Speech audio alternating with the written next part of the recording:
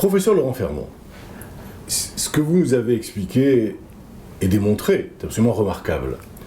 Mais maintenant, je vais vous demander un exercice difficile, périlleux. Je vais vous demander d'expliquer à nos téléspectateurs la médecine et en fait la cardiologie. Parce que vous êtes pédiatre, vous êtes cardiologue, vous avez inventé cette technique de diagnostic d'échocardiographie.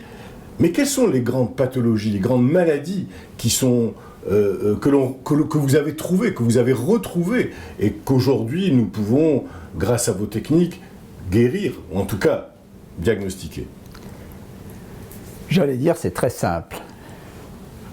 Vous êtes un grand pédagogue. C'est très simple dans la mesure où, à partir du moment où on part des 4 cavités, les 4 cavités, ce sont 2 oreillettes, 2 ventricules et 2 systèmes valvulaires menant des oreillettes aux ventricules.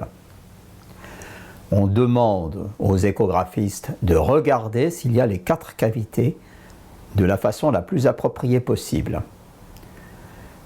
À partir du moment où l'œil est attiré, eh bien, on entre dans le cadre d'une pathologie potentielle qui se confirme à partir du moment où les 4 cavités ne sont plus 4 cavités. Vous avez des pathologies où il manque une valve, où il manque d'autres un ventricule.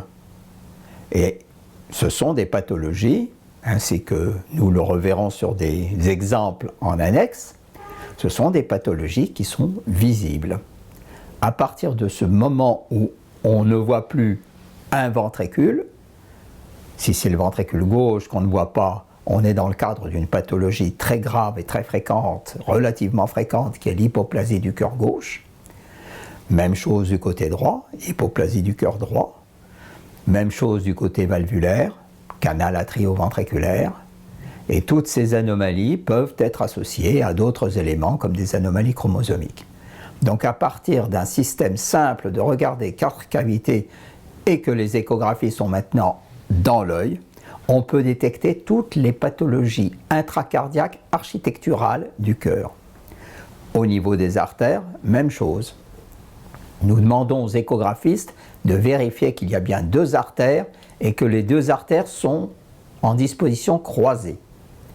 Eh bien, quand il y a un parallélisme, on est dans le cadre des transpositions des gros vaisseaux, pathologie fréquente et qui a le mérite d'être devenue curable. Urgence néonatale, parfois immédiate, on le sait, le bébé naît dans la maternité appropriée, là où il y a un service de cardiologie pédiatrique, chirurgie cardiaque et guérison de cet enfant dans un nombre très très important de cas, puisqu'il s'agit plus de 98% à l'heure actuelle. Professeur Fermont, vous êtes un grand médecin, mais vous êtes un grand pédagogue aussi. Je vous avais dit, mesdames et messieurs, qu'il était capable de résumer la cardiologie pédiatrique en quelques lignes.